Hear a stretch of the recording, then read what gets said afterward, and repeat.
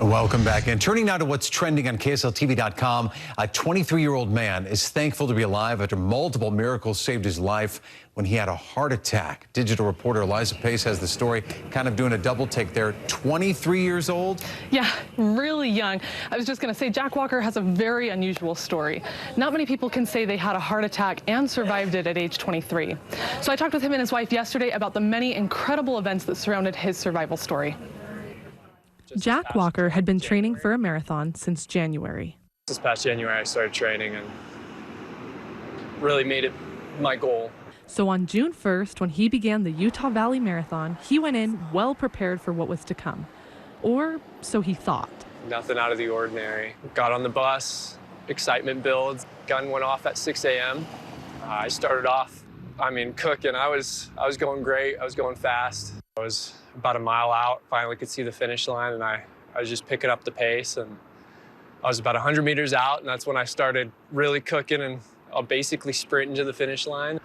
As soon as I crossed the finish line, the last thing I remember was just feeling really tired, really nauseous. That's where his memories of the events end. It just went dark. Jack collapsed just after crossing the finish line. He went into full cardiac arrest and doesn't remember anything. His wife, Lizzie Walker, remembers what happened next perfectly. She watched him cross the finish line, sprinting into a strong finish. Then she realized she hadn't heard from him since he finished when her two friends came to get her. You need to come right now. And I was like, did he hurt himself? What? And so they brought me to the medical tent. I look over the barricade and I was like, those are my husband's shorts. And so I was like, that's my husband. He had blood on his face because he fell on his face. And they flipped him over. They were already on minute 2 of compressions when I got there. So they're doing compressions. All I can hear is this lady yelling, no pulse, keep going. It was then when Lizzie realized how serious the situation was. I was just praying so hard. I was like, don't make me a widow at 23. It was for about 11 minutes that they were doing the chest compressions. I didn't have a heartbeat for 11 minutes. They defibrillated him 3 or 4 times. I think. It was all kind of a blur. Jack and Lizzie explained how a man from the crowd jumped in to help with chest compressions. He happened to be a heart surgeon who was in attendance that day. They also explained how brain damage was a possibility because Jack had been without oxygen for so long. But they kept going, and just miracle after miracle. Once Jack was stabilized in the hospital, they ran several tests to figure out what had caused his heart attack. They told my wife was that I was a unicorn. Literally 1% of 1%. What they saw was in my right coronary artery. It was being pinched by my own heart. Essentially, I've been living my entire life with about 66% of my blood flow. Doctors couldn't believe Jack was able to train and run a marathon with the heart problem he had.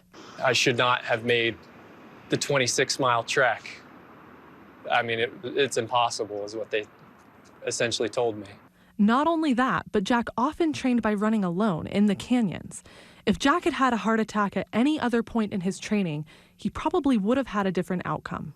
So the fact that I was able to finish and collapse in the location that I did was essentially in front of the medical tent was nothing but a miracle.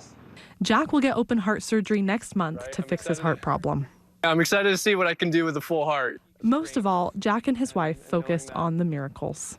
We're able to just truly rely on one another and on God, and we can really get through anything. If we make it through this, the rest of life will be good.